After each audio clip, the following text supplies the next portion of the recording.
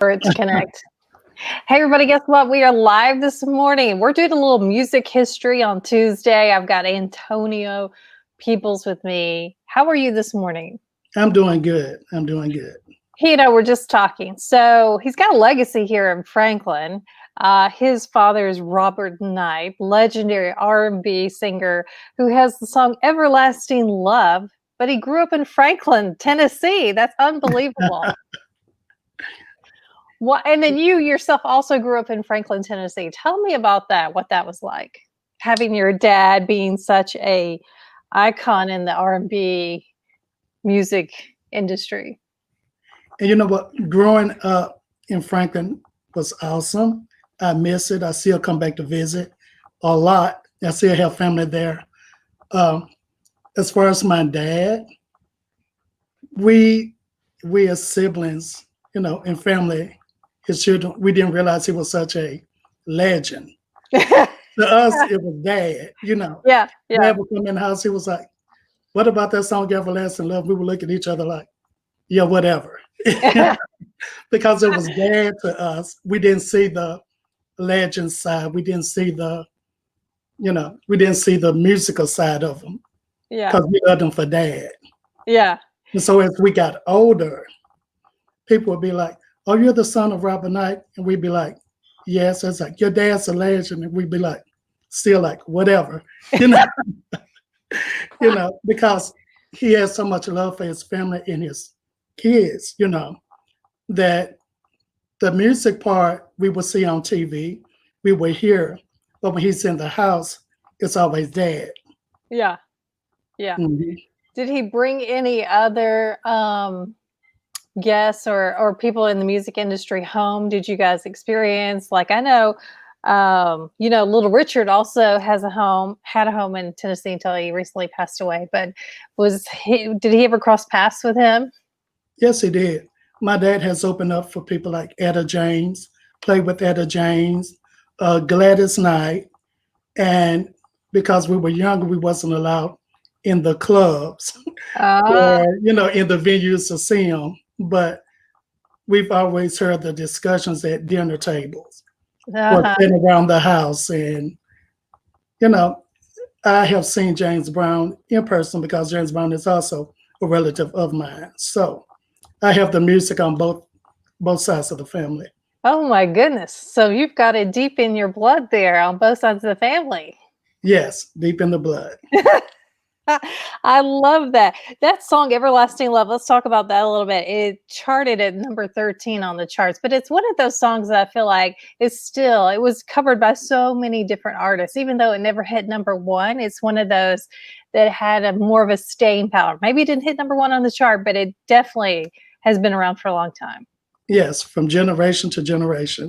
You And know, so many people have covered it. Do you have a favorite cover of that song? actually, my favorite cover of the song is what my band and I are about to do of it. Because, Oh, yeah, which will be coming out in September. okay. Well, let's So, talk about that. You have your own band and you've been working on music, except for things have changed a little bit during COVID, but tell us about that. yes, things have changed. I mean, it was when the corona epidemic started, it just started pushing everybody back, you know, taking away our venues to perform. And because all of my band of Belmont students, they got rushed, their semester was cut short. We didn't get to say our official goodbyes. Yeah. Yeah, the majority of my band is from California. So, we're so far apart, but we talk every day and we're ready to get back to playing. You Yeah. know, we was discussing that last night. We're ready to open up, the back to school shows, the venues, the traveling. We're ready. Yeah, I can imagine. Tell me about that because you mentioned Belmont. So tell me about your band. Most of your members are from Belmont University. Yes, yes. My whole band members from Belmont University. They're students, they're music majors, and you know, it's it was the President Fisher, who advised me to get a band. He's like, "You're Robert Knight's son, so I know you can sing." I was like, "I do." Okay. He was like, "Get a band for us, get it to going, and see how it goes." So I tried it, and I've been there 10 years. I've had a band for 4 years. So I'm enjoying it. I'm enjoying it. The students, I couldn't ask for a better band because we're around each other all day long. Uh-huh. And so, it's awesome. I So enjoy it. does the band change every year with new students, or do you continue it through their whole years at Belmont? How does that work? Well, the thing is, if the student loads get too big for them, especially like coming up on their senior year, usually during a junior year, I will start switching them out with a freshman so their freshman can grow with me through the years. Okay. So you Mhm. can get them ready. Do any of your students, once they leave Belmont and leave this band, do they go on to pursue music careers? They do. They do. They And go so on to pursue music. A lot of them though are also with audio engineering. So they okay, may go and end up traveling with the band. yeah. Well, so you told me that you guys are releasing your own version of Everlasting Love, but you're gonna change it up a little bit. Tell me more about Yes. that. Yes. It will be country. Mhm. So I'm slowing it down. I'm putting the violin in there, which really give me that awesome country sound, the acoustic guitar. So it's really nice. It's gonna be a surprise for everybody. I think So you'll like it. did you get the blessing from the family to do it, to make it country?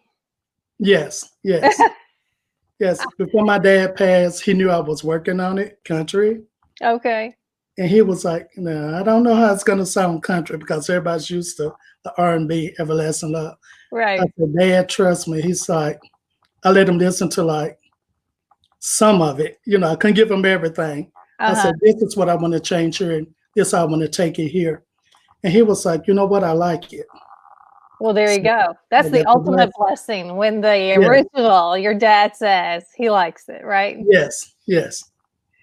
Well, tell us more where people can find information about your band and how we can follow you so we can hear this when it comes out. Yes, right now we're on Instagram with Antonio and Southern Bruins Band.